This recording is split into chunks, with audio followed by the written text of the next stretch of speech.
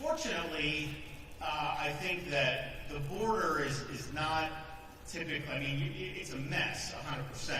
But I think when you're talking about the ballistics, like on the police cruiser and stuff, this is like, you're in somewhere, someone's, a drug dealer or something, and are they going to just shoot at the patrol car and run away? And if you have normal glass, that can kill the police officer, obviously. It will not kill the police officer. And it will stop the bullets. And so it will absolutely save lives. It will deter crimes from ever being committed against law enforcement because people will know that that's the case.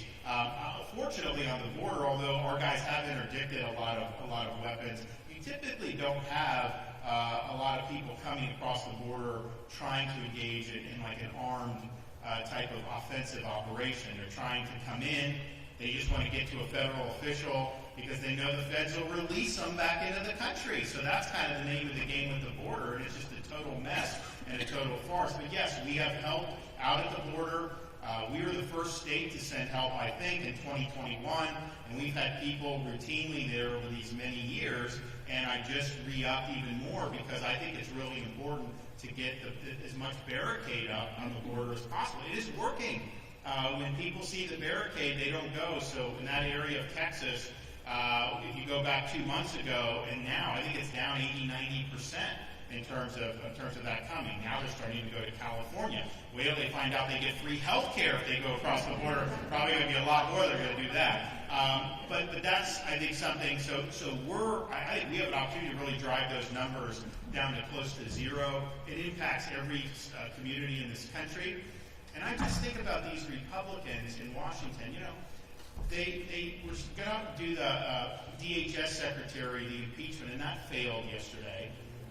The Senate Republicans are working on this, quote, border deal, but really it was allowing Biden to just let people in. Like they say, if there's 5,000, then you have to shut it down. But then when you read into it, it says Biden can override the shutdown. Well, of course he's going to override it. He opened it to begin with. And so they do this, and now all they've created in this situation is they've given Biden an opportunity to say, hey, he wanted to do something, and these Republicans stopped it. So it's kind of like Lucy with the football. We always expect these guys to actually get something done, and they never do. Look at the House. I mean, we added 4 Republicans just from Florida in 2022 election. Have they done anything to stop any of the problems with this government using the power of the purse? No, they haven't done anything. You look at the Republican National Committee, it's almost bankrupt. The chairman's going to likely quit. These guys are like the Keystone Cops. And I just think a lot of voters are really getting sick of it. I see a lot of failure theater. I see a lot of virtue signaling. But I don't see a lot of actual results. And I think Florida, we're much different than that because, we believe in, speaking softly and let our actions speak louder than our words.